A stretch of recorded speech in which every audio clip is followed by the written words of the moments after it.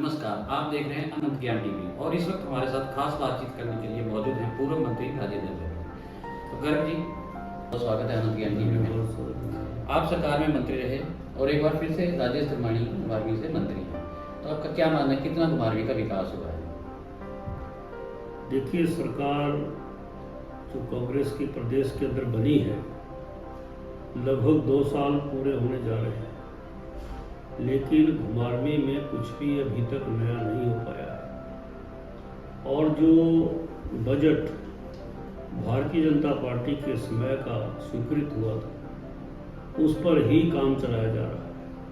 न कोई नई योजना, न कोई नए विकास कार्य यहाँ के लिए लाए गए हैं।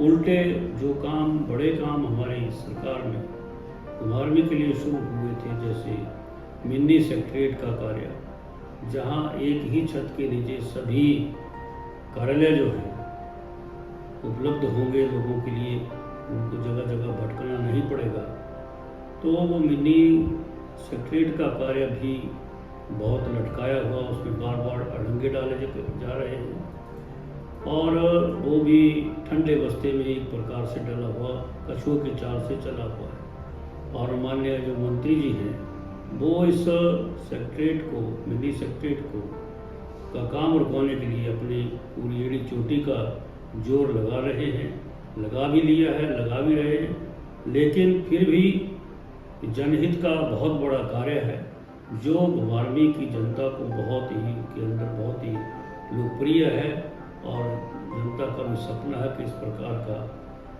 बड़ा कार्य यहाँ होना चाहिए, बहुत ज़रूरी है। लेकिन वो काम की गति को बहुत डाउन कर दिया गया है, जिसकी मैं कड़ी निंदा करता हूँ।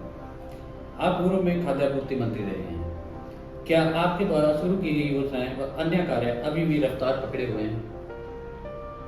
देखिए, खाद्य विभाग, खाद्य नागरिक आपूर्ति विभाग के अंदर, हमारी सरकार के अंदर हमने नए नए आयाम जोड़े थे। कॉरपोरेशन के माध्यम से बड़े बड़े ब्रांड हमने जोड़ने का काम शुरू किया था और काम चले भी हुए थे। लेकिन आज वो सारी कंपनियां जो हैं, जो काम कर रही थी, उनको भी ठंडे बस्ते में डाल दिया। सरकार ने आते से बड़े हाव भाव से कहा था कि हम कॉरपोरेशन को और इसको और ताकतवर बनाएंगे, इसमें नए नए आयाम जोड़ेंगे। लेकिन हकीकत यह है कि आज कॉरपोरेशन का एक प्रकार से घुटना बैठ गया है। मंत्री राजेश धर्माणी की कर्मचारियों को लेकर दिए गए बयान को आप क्या कहें? देखिए, मंत्री जी का जो कर्मचारियों के प्रति बयान है, वो इस सरकार की मानसिकता का द्योतक है कर्मचारियों के प्रति। क्योंकि ये सरकार कर्मचारियों के कंधों पर ही पैर रखकर जो है सत्तासीन हुई थी। उनको झूठे लुभावने नारे दिए, झूठे स्वप्न दिखाकर जो है वो सत्ता में आए। लेकिन जैसे ही सत्ता मिल गई, वैसे ही इन्होंने कर्मचारियों को उपदेश देना और कर्मचारियों को धमकाना और कर्मचारियों के लिए हल्के शब्दों का प्रयोग करना, ये एक बहुत ही निंदनीय बात है, जिसकी हम भर्त्सना करते हैं। और कर्मचारी प्रदेश की सरकार की रीढ़ की हड्डी होती है और उनकी अपनी मांगे हैं, उन्होंने काम किया है, उस काम के आधार पर ही वो अपना हक मांग रहे हैं। उनको मिलना चाहिए, समय पर मिलना चाहिए, इसमें कोई दो राय नहीं है। लेकिन इस सरकार की मानसिकता जो है वो ठीक नहीं है। इन्होंने गिरगट की तरह सत्ता आते ही अपना रंग बदल दिया।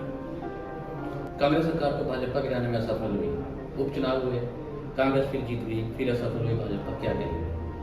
देखिए, भाजपा ने कभी ऐसा कोई प्रयास नहीं किया है। कांग्रेस के ही विधायक